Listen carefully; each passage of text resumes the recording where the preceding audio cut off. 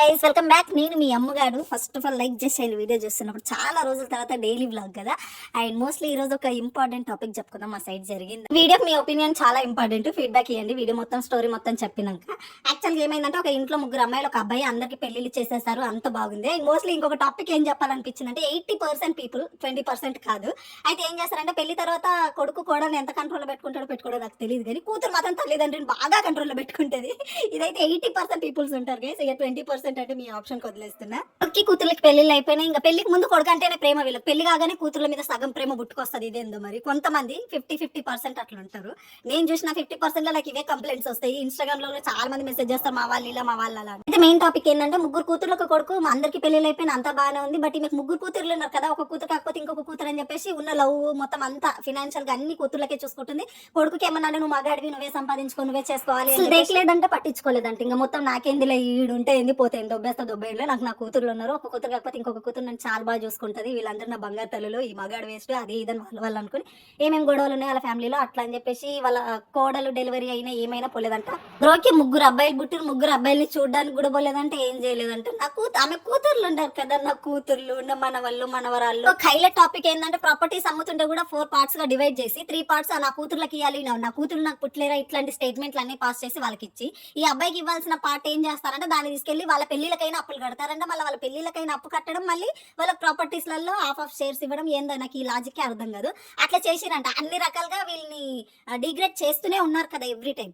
సరే ఇంకేం చేస్తారు, సైలెంట్ గానే ఉన్నారంట. బ్రో గానీ వాళ్ళ వైఫ్ గానీ సైలెంట్ ఉండి, ఇంకా అందరూ రిలేటివ్స్ అందరూ కూడా వాళ్ళకే సపోర్ట్ చేసి, అవును ఆడపిల్లలకి ఇవ్వాలి, నీకెందుకు, నువ్వు ఎట్లా బ్రతుకుతావు అని ఒక డైలాగ్. ఏందో నాకు అది అర్థం కాదు. మగాడు ఎట్లా బ్రతుకుతాడు ప్రజెంట్ జనరేషన్ లో, కొద్దిగా చూడండి, అది కూడా అర్థం చేసుకోండి. ఊరికి అవే మాటలు, అవి యూస్ కావబ్బా.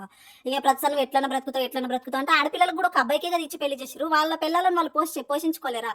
ఆడపిల్లకి ఏదైనా కష్టం వస్తేనేమో ఒకలాగా ట్రీట్ చేస్తారు, అబ్బాయికి ఏదైనా కష్టం వచ్చిందంటే ఒకలాగా ట్రీట్ చేస్తారు. ఇది నేను చాలా దగ్గర విన్నాను కూడా. ఇక అట్లా అవుతుంది. ఇవ్వకపోతే ఎవరి లైఫ్లలో వాళ్ళు బిజీ ఉన్నారు. మరి ఇప్పుడు ఎందుకు అమ్మగా ఈ స్టోరీ చెప్తున్నా అంటే, ఇక్కడనే బిగ్గెస్ట్ ట్విస్ట్ వచ్చి పడింది. ఏంది అని అంటే, మొత్తం కొన్ని డేస్ తర్వాత వాళ్ళకి కూతుర్లకే గొడవలు అయిపోయి, వాళ్ళలో వాళ్ళే కొట్టుకొని ఎవరికి వాళ్ళు డివైడ్ అయిపోయారంట. ఎందుకంటే ప్రాపర్టీస్ కూడా ఎవరి వాళ్ళకి ఇచ్చేసి కదా, మొత్తం డివైడ్ అయిపోయింది. ఈ పేరెంట్స్ ఏదైతున్నారో ఆ ఇల్లు ఒకటే ఉంది, మిగతా ప్రాపర్టీస్ కొద్ది దగ్గర రెంట్ రావాలంట. అవన్నీ కూడా వాళ్ళు మంచిగా ఉన్నప్పుడు రాయించేసుకున్నారు కూతుర్లు మొత్తము. అల్లుళ్ళు మేమే మంచోళ్ళము అని చెప్పేసి, సరే నా కొడుకు ఎదవా, నా అల్లుడు బంగారం, నా కూతుర్లు బంగారం అని చెప్పేసి ఉన్న ప్రాపర్టీస్ అన్ని వాళ్ళ పేరు మీద రాసేసారంట. వాళ్ళు గొడవలు పడి ఎవరు దేకలేరు, వీళ్ళని వదిలేసారు. వీళ్ళున్న హౌస్ కూడా 3 రెంట్లు వస్తాయి. 10 కన్నా 30K ఫర్ మంత్ 30K వస్తుంది. అట్లనే వాళ్ళ లైఫ్ అనేది లీడ్ చేస్తున్నారు. బట్ ఇక మరి వాళ్ళు ఏం ఇష్యూలు అయినా ఈడ మనకు అంత క్లారిటీగా తెలియదు. బట్ ఏదో ఇష్యూ వచ్చి వాళ్ళు దూరం పెట్టేసారు. వీళ్ళని అసలు పట్టించుకోవట్లేదు, ముగ్గురు కూడా పట్టించుకోవట్లేదు. మాకెందుకు నువ్వు పట్టించుకో, నీకెందుకు నేను పట్టించుకో అని చెప్పేసి అన్నారు. అన్నాక ఇక వాళ్ళు ఏం చెప్తారు, కొడుకు దగ్గరికి వెళ్ళాలంటే కొద్దిగా సెల్ఫ్ రెస్పెక్ట్ ఉంటుంది కదా. అరే వాడిని అప్పుడు ఆ టైంలో మేము అసలు దేకలేం, ఎట్లా వెళ్తామని చెప్పేసి కొన్ని రోజులు వెళ్ళలేకుండా నార్మల్ గానే ఉన్నారు. ఎవరికి వాళ్ళు అట్లనో కష్టపడితే ఎట్లనో బ్రతికిరంట. స్టోరీ అంత మనకు తెలియదు. ఎన్నిసార్లు వాళ్ళ కూతుర్ల దగ్గరికి వెళ్ళినా వాళ్ళు అసలు పట్టించుకోలేదంటే, నేను ఎందుకు పట్టించుకుంటే హక్కు ఉంది కదా, అక్కెందుకు పట్టించుకుంటే చెల్లింది కదా అని చెప్పేసి వాళ్ళకి ఏదో ఇష్యూ వచ్చి వాళ్ళ మధ్యనే విడిపోయారంట అందరూ. ఇప్పుడు ఏమైంది అని అంటే, ఇద్దరు వైఫ్ అండ్ హస్బెండ్ ఇద్దరు సూసైడ్ చేసుకొని చనిపోయారు. చనిపోయాక కూడా సూసైడ్ చేసుకున్నారు కాబట్టి మళ్ళీ ఇంకేమన్నా హెల్త్ ప్రాబ్లం వస్తుంది అనుకున్నారా, ఇంకేమనుకున్నారో తెలియదు, కానీ ముగ్గురు కూతుర్లు కూడా రాలేదు. ఇంకా ఎలాగో కొడుకే కదా కావాలి అని చెప్పేసి అందరూ కొడుకు దగ్గరికి వెళ్ళి, ఇట్లా మీ మమ్మీ డాడీ చనిపోయారు, నువ్వు రావాలి అని చెప్పేసి అంటే, ఆ కొడుకు ముఖం మీదనే నాకు ఎవ్వరూ లేరు, చచ్చిపోయారు, నేను రాను అని చెప్పారంట. మాకు ఒక 2 కాలనీస్ దూరంలోనే 1/2 కిలోమీటర్ కూడా ఉండదు. ఇది ఇప్పటికీ ఇంకా లైవ్ లో జరుగుతుంది. ఆ శవాల్ని తీయడానికి ఎవరు లేరు. అట్లా కూతుర్లని ప్రేమ పెంచుకుంటే కూతుర్లు రాలేరు. వాళ్ళు ఎందుకు రాలేరో తెలియదు. అది సూసైడా మర్డరా అని చెప్పేసి మళ్ళీ అదొక ఇన్వెస్టిగేషన్ జరుగుతుంది.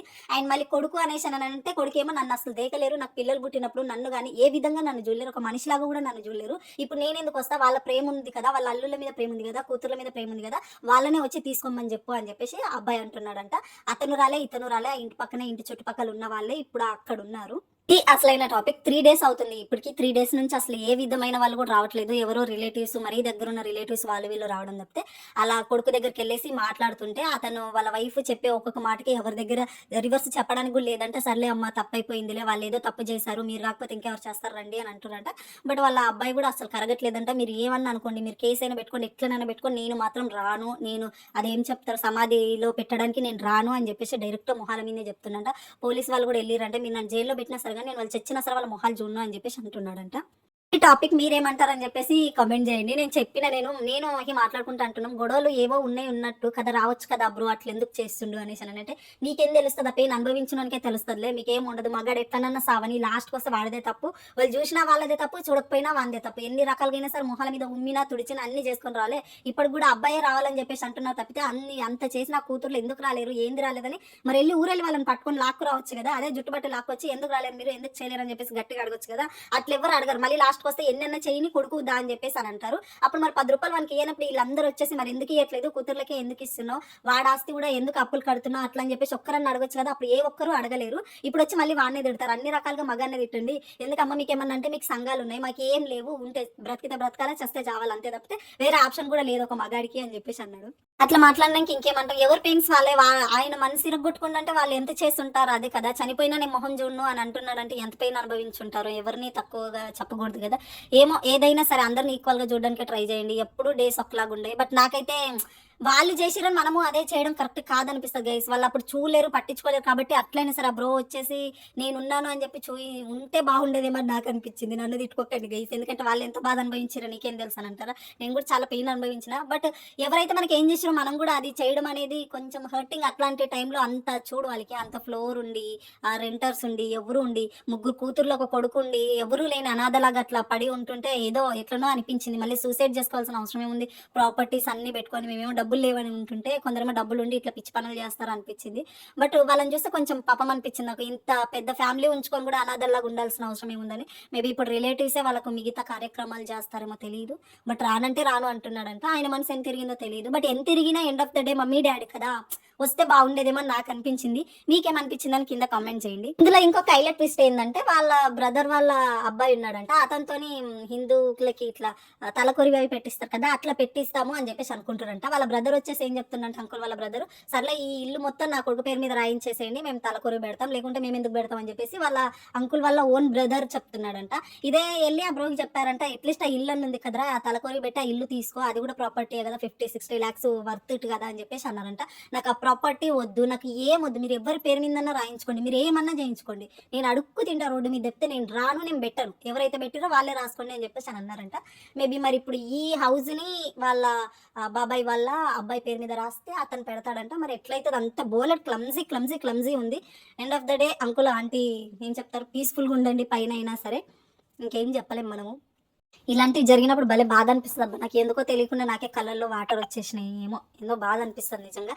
ఎనీవే, అందరూ లైక్ చేయండి, కమెంట్ చేయండి. డైలీ వ్లాగ్స్ పెట్టాలంటే మీ లైక్లు కమెంట్లు నాకు చాలా చాలా చాలా important. Thank you so much, love you guys. New year resolutions తీసుకుని తెలుసా నేను కొన్ని, అవి ఏంటి అంటే ఫర్దర్గా వ్లాగ్స్లలో పోస్ట్ చేస్తాను. నేను వ్లాగ్స్ పెడదాం, పోస్ట్ చేద్దాం అనేసి కూడా అనుకుంటున్నా.